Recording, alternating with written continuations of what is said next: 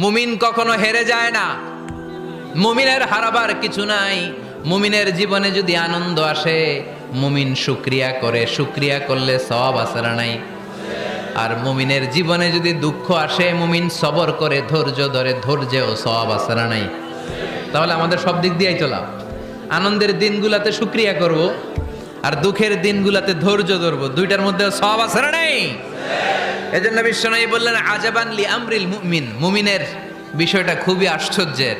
Fine আসাবাতহু সাররাউন শাকারা, মুমিন যদি আনন্দে থাকে সে শুকরিয়া করে, শুকরিয়া করলে লাভ আছে না নাই? ওয়াইন আসাবাতহু দাররাউন সাবারা, আর দুঃখে পড়লে সে সবর করে, ধৈর্য ধরে, ধৈর্য ধরলে সওয়াব আছে না নাই? তার মানে আমাদের হারাবার কিছু আছে। মাঝে মাঝে আল্লাহ আমাদেরকে দুঃখ কষ্ট দিয়ে পরীক্ষা করতে চান, এগুলো আমাদের জন্য খারাপ নয়। এই দুঃখ কষ্ট বিপদ আমাদের কোমরকে সোজা করে, আমাদের পায়ের